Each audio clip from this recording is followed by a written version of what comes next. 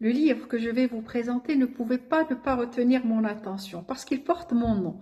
Je vais vous parler du Zaïre de Paulo Coelho qui évoque le nom de Zahirin, une tribu descendante du prophète qui fut persécutée du fait de sa lignée et de sa légitimité au pouvoir et qui a donné plus tard le nom de famille Tahiri, les points ayant été abandonnés avec le temps. Le Zahir, donc Zahir, m'a intrigué parce que je me suis demandé le sens que pouvait bien lui donner un auteur brésilien qui est loin de notre culture arabo-musulmane.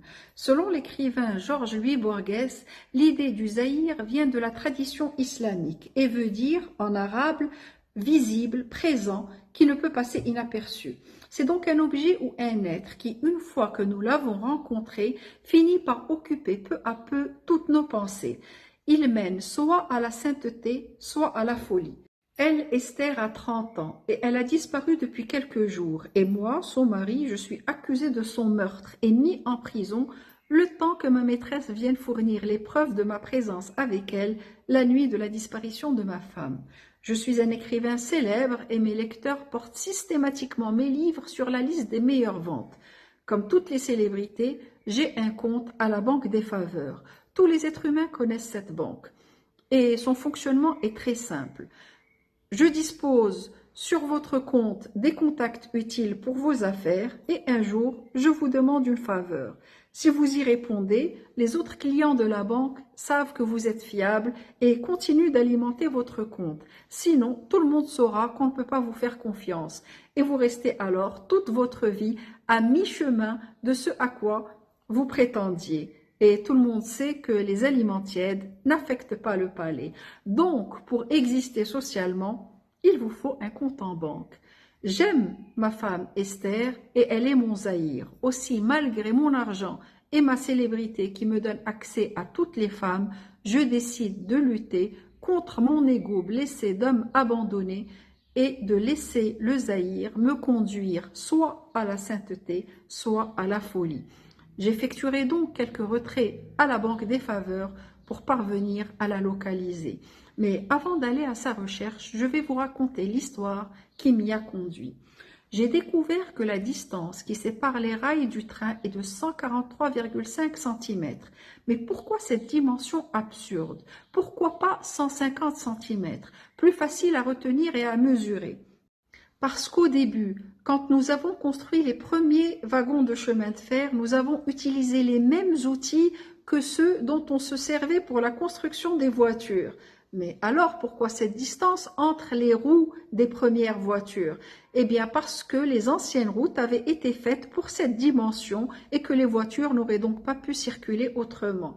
Mais qui a décidé que les routes devaient être faites à cette dimension?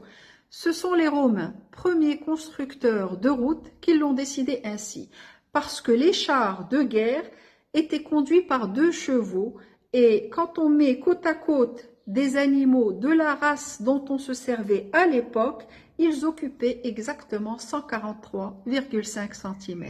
Ainsi, les rails aujourd'hui sont à une distance déterminée par les Romains. Et qu'est-ce que cela a à voir avec mon mariage avec Esther?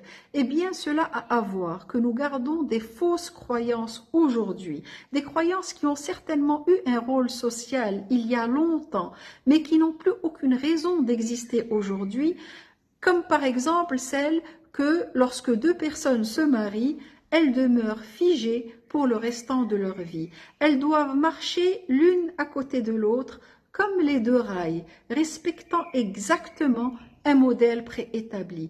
Et si parfois elles éprouvent le besoin de se rapprocher ou de s'éloigner un peu plus que la norme, eh bien c'est à l'encontre des règles qui imposent que cette distance reste la même au début, au milieu et jusqu'à la fin du chemin, jusqu'à la gare de destination. Et si vous n'êtes pas content que votre amour ne change jamais, eh bien pensez aux enfants, pensez à ce que vont dire les voisins et pensez à la société. Et surtout, souriez sur les photos.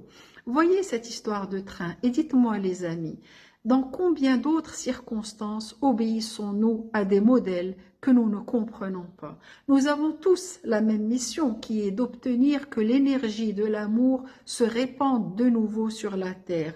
Nos chemins sont différents. Le rôle que chacun aura à accomplir dans son chemin, sont différents, mais nous sommes tous acteurs du même spectacle, avec le même objectif. Aussi, lorsqu'un homme et une femme parviennent à manifester cette énergie d'amour, ils aident tous les hommes et toutes les femmes du monde. Et pour accomplir sa mission, mieux vaut savoir qui l'on est. L'univers nous indiquera toujours que l'on fait fausse route lorsqu'il nous retire ce que nous avons de plus important, c'est-à-dire nos amis.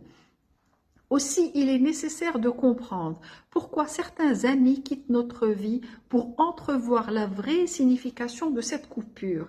Elle marque souvent le début d'une transformation et d'un changement essentiel.